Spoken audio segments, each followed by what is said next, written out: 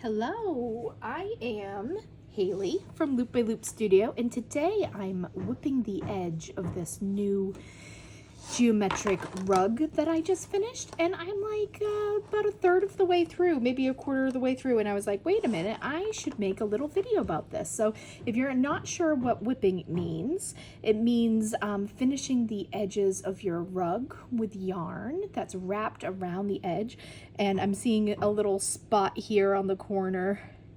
I'm just gonna kind of finagle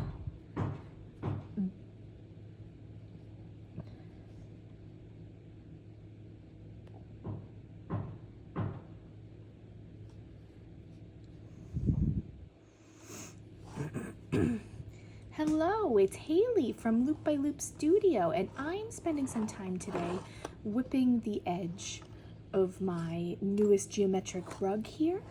And I thought, why not make a video out of this? So if you're unfamiliar with whipping, it just basically is a method of finishing your rug edge by wrapping yarn around it. So it's nice and secure and sturdy and will last a really long time if you want to use this on the floor or as a couch cushion or what have you. So let me show you some of the materials you need for whipping your rug. So I know that I've already half done this one, but I work with my rug back side up, and I kind of fold the rug towards me to look at it, and that's how I then whip the yarn around.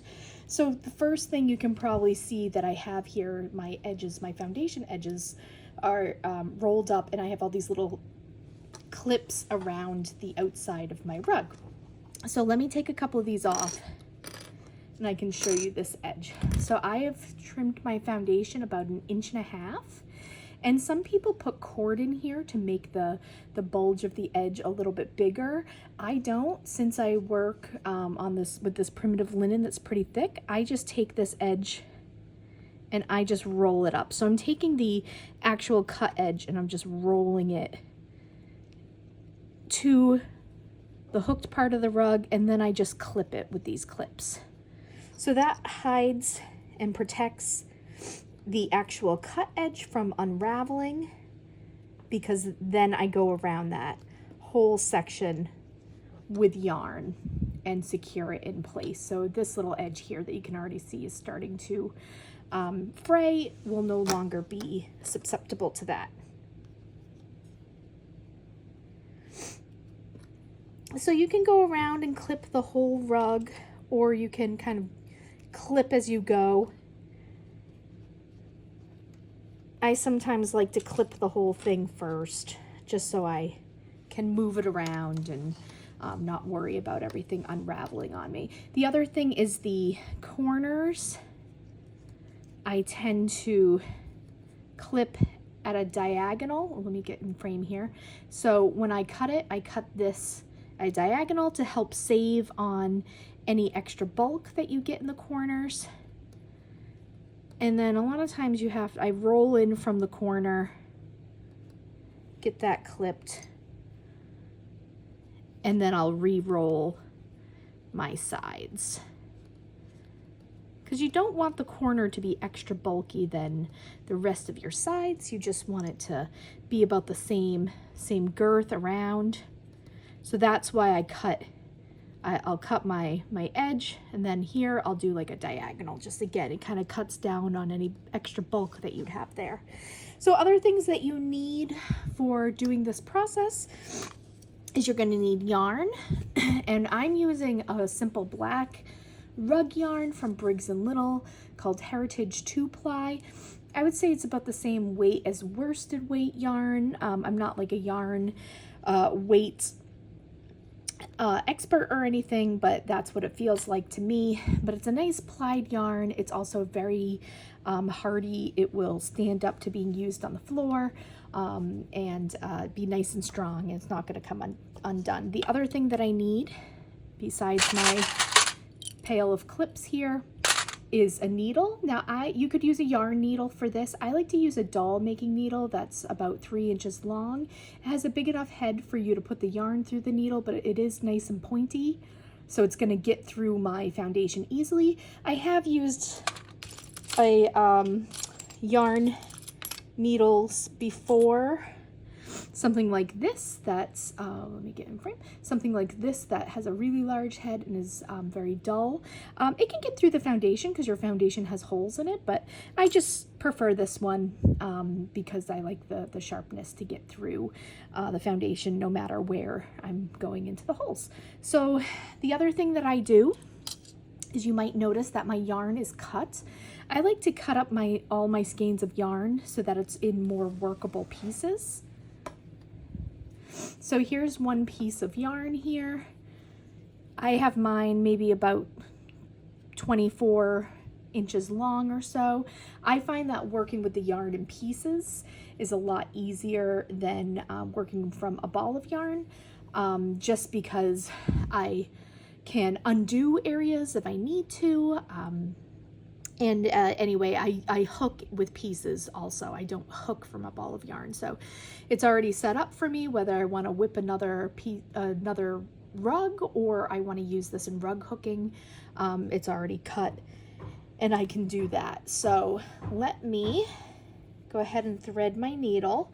So with the yarn, sometimes I wet my fingers. I'm just going to try to get this nice and flat.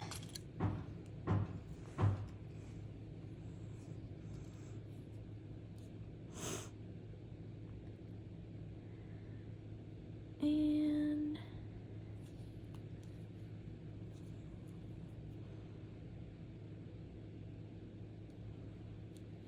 there we go. So I'm going to leave my about 3 inches through the eye of the needle. Leave this, don't knot this or anything. And then where I left off, let me move some of these things so I can get into the frame.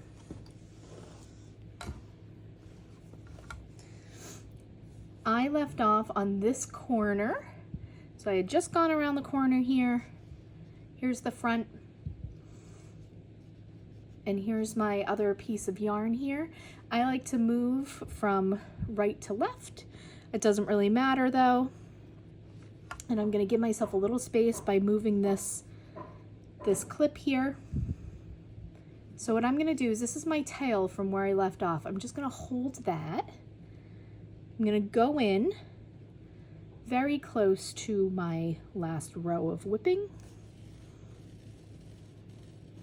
I'm just going to pull until I have about 1.5 inches left, and I'm going to hold all of this in my thumb and forefinger. Then I'm going to go pretty close around, and it's super easy. You're just whipping around. Now, one thing you don't want to do is you don't want to pull this as tight as it can go and make it super crunched here. I'm going to loosen this up because I just pulled it tight. I want everything to sit nice and easy against each other. So I'm going in.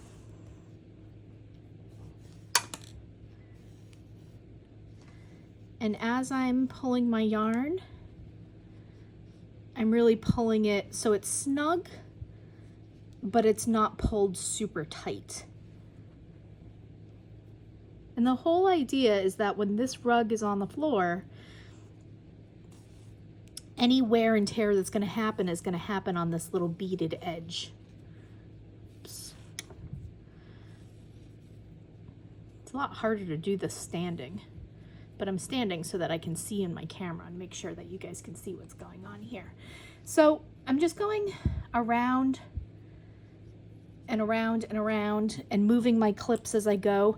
When I want to finish this, I'll just anchor my stitch and I'll go back underneath the whipping and just end my stitch in there when I make my final stitch. So let me keep going with this and I'll show you that after.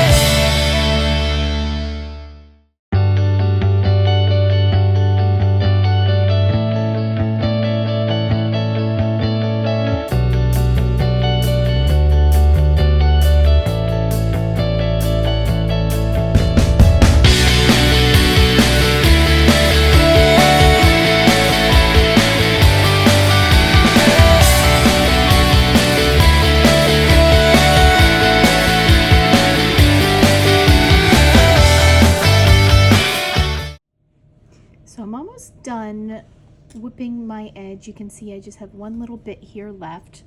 So let's do it together. So again, I'm just going in from the front,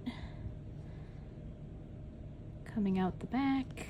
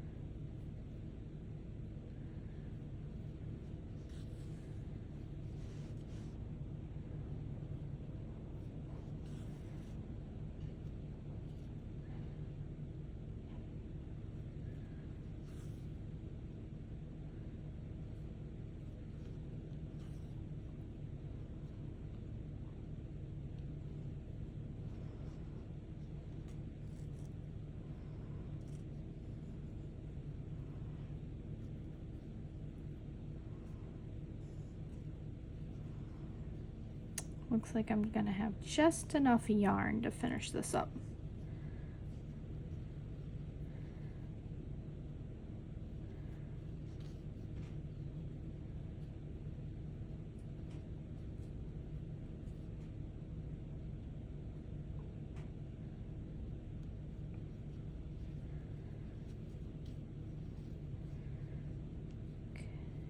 I'm gonna go in with my needle to finish it off. I'm just gonna slip this other yarn end through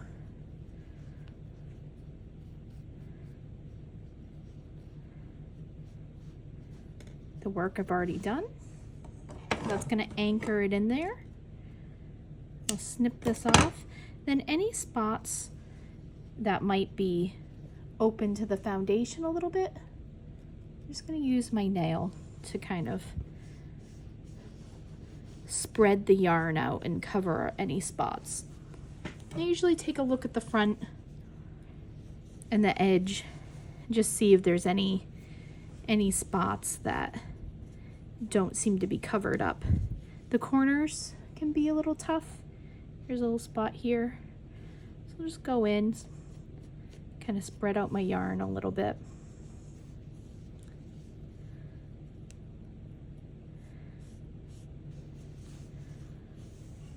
Nope, it looks pretty good. So I'll be back with the next step. While I'm waiting for my iron to heat up, I should say too, as far as like how much yarn you're going to need, I know that with every strand of yarn I used, which was about 24 to 26 inches at a worsted weight, I know it covered about this much, which is about 5.5 or 6 inches. So just to let you know, I probably used 1, 2, 3, 4, 5, 6, 7, maybe about 16 pieces of yarn that measure about 24 or 26 inches to go all the way around. Just a helpful guide when you're measuring out how much yarn you might need to whip around your rug. Obviously, if my yarn was thicker, if it was a bigger, heavier weight, it would cover more area. I would use less.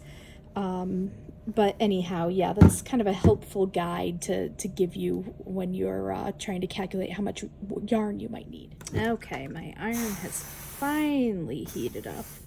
I put my iron on a pretty hot setting. That's why you can see it's probably steaming. I'm just going to be sure to get all my corners.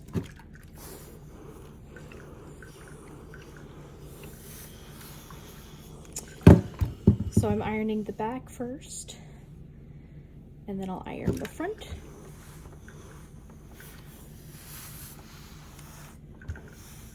Doesn't really matter what you hit first.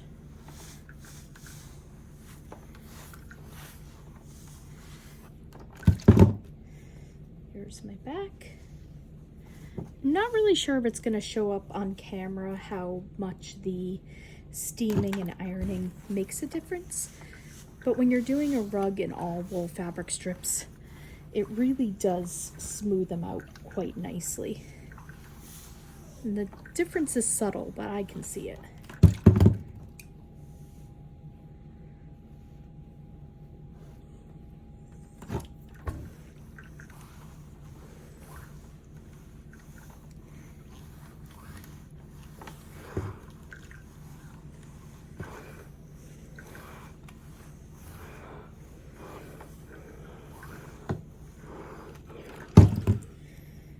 Okay, so there is the rug. It's all finished. Can now go in and get any loose threads you see. I always find a couple when I finish of loose threads I need to trim. Actually, not even needing to trim them, I can just pick them off with my fingers. But yeah, this is just one nice way to finish your rug. You can see it's much flatter now. That where you can use it, this whipping will hold up to a lot of wear and tear on the floor. It looks nice, it looks tidy, and yeah, it's very usable. So hopefully you found this video interesting, and if you need any more tips and tricks, you can find me at loopbyloopstudio@gmail.com. You can also check out my website, find this kit eventually I'm going to put up as a new kit from Loop by Loop Studio, and that's loopbyloopstudio.com. So yeah, hope to see you there. Bye.